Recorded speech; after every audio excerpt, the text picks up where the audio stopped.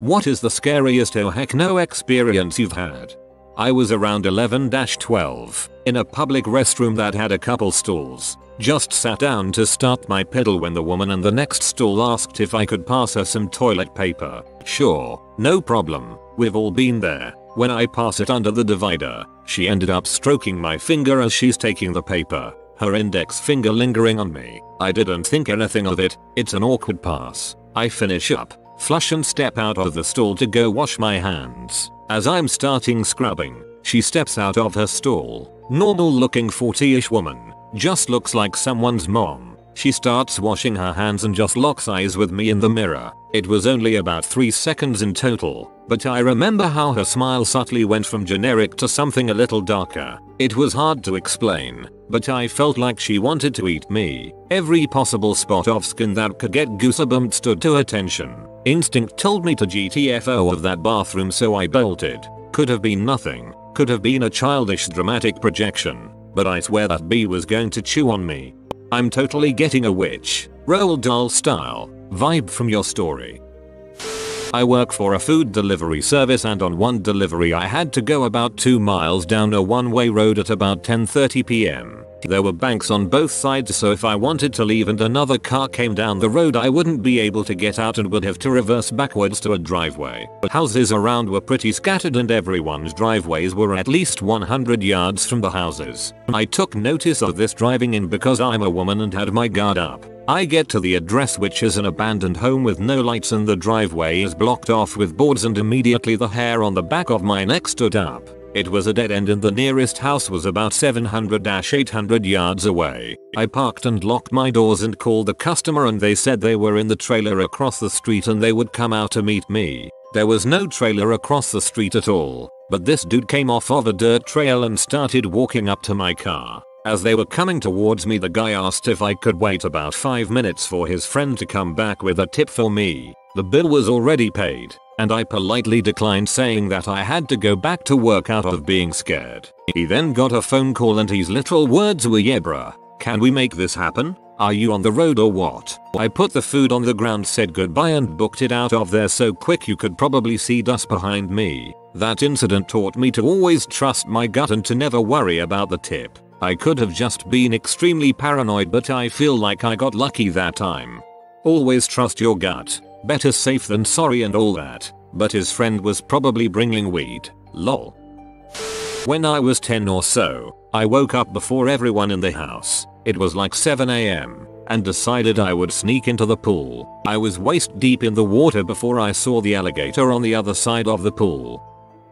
I used to work the night shift all the time, and basically shifted my whole sleep schedule over to that. Wake up 7 p.m. every day. It was fine save for the fact that every now and then I'd have to do my grocery shopping at like 10 p.m. Which wouldn't be so bad if I also didn't have epilepsy, which means I can't legally drive. So I bike everywhere, usually listening to podcasts on the way. One day I was on my way home from shopping and got to my driveway. It was one of those super long rural driveways that so many creepypasta people will go into a long 4-page long description of how creepy it is. It wasn't creepy, really, just secluded. Anyway, it's a long drive through the woods and I'm used to all kinds of animals jumping out and running by as I'm going down the road. But this day something felt off. I saw an animal jump out into the middle of the drive and I just stopped waiting for it to scurry off. I honestly thought it was a deer, because they're stupid and everywhere. But then my lights caught the eye shine and I realized it was way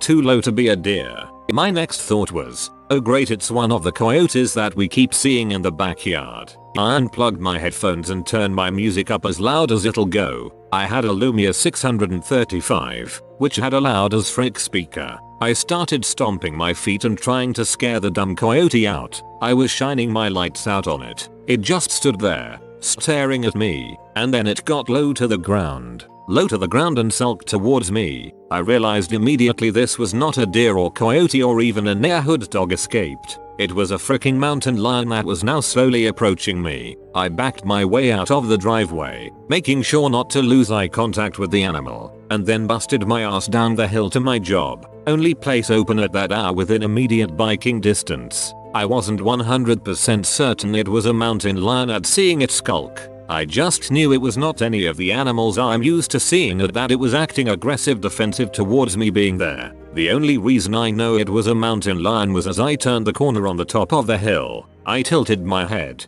to make sure nothing was following me, to see another, maybe the same one, sitting on a rock wall literally 4 feet away from me. It normally takes me 30 minutes to get to work. It took me only 10 minutes that day.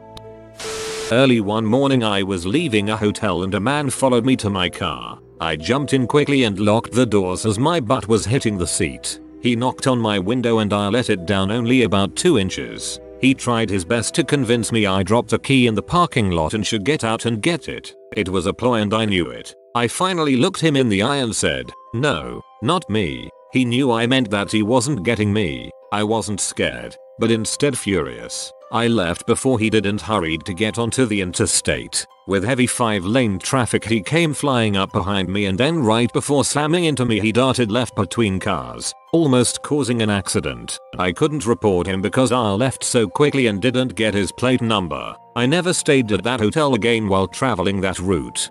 That's terrifying. I'm about to travel by myself. After reading this, I have to go buy some pepper spray. Anyone who has some recommendations they'd like to share, I'd appreciate it. I encountered a rattlesnake 3 hours ago at the gym when grabbing a plate. He wanted to use the treadmill but got lost. I was home alone one day and heard someone walking on the roof. I literally almost crapped my pants. Found out later that the roofers were coming that afternoon. Mum forgot to tell me. I hear that sound all the time. At first I was worried, then I was puzzled. I eventually realized it's birds. They make a big thud when they land, just as loud as a person's footfall. Worked at a coffee shop. One of the baristas was cleaning the bathroom. Hear her literally yell, "Yep, she comes to get me," saying I need to take care of a weird looking spider. I love bugs and get kind of excited to catch and release the weird looking spider outside. Walk into the bathroom and it's not a spider, it's a freaking scorpion. I can take care of the spiders, but not the long tail pinchy ones.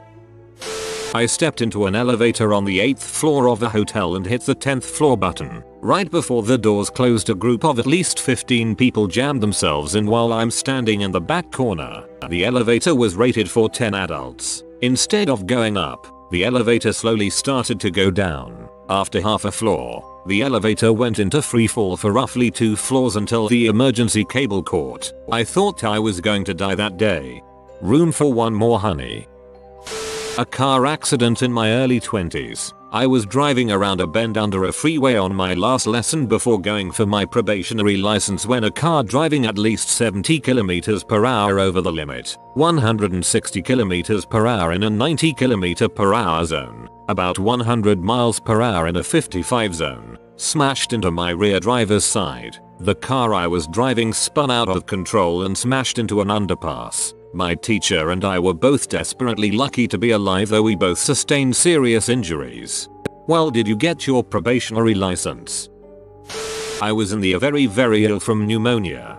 Think 4 staff in the cubicle with me the entire time for about an hour while they diagnosed what was wrong with me. I originally went to urgent care and sat in the waiting room for 45 minutes, and the moment they triaged me, they sent me to the ER. Anyway, after about an hour and a max of 10 people in working on me at once, I had an IV in each arm and everyone left. I was completely alone, still going in and out of consciousness because of low O2 sat. Whoops. Turns out I'm allergic to one of the antibiotics. By the time I noticed, my hands and wrists were too swollen to hit the call nurse button, and so I was just flailing my sausage arms at the equipment as hard as I could. Not very, until someone came to check on me. It took the staff maybe 30s to figure out what was wrong with me once they came in, but it was some of the longest 30s of my life because I couldn't communicate with them and I had come out of the frying pan and into the fire. At least I knew it was anaphylaxis and wasn't just suddenly dying from.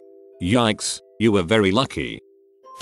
I did community service at the local hospital. One of my duties were to deliver the food menus early morning to every patient, so that meant starting my rounds around 5 to 6 am. The first floor was ICU and it was still fairly dark around that time. I walked into a patient's room and all the blinds were shut and the only light that lit the room came from the equipment she was hooked up to. I wasn't sure if she was awake or not, and so I announced myself and waited for a response. Sometimes patients were unable to make meal choices, and so I would stick around to help them out. I stood there for a couple seconds and saw her eyes closed shut. Thinking she was still asleep, I made my way towards the door. Halfway through, with my back towards her, I hear her say, "Make sure they don't follow you out." I stopped in my tracks and slowly turned around and saw that her eyes were still closed and quickly ran the frick out of there. There was no one in that room except her.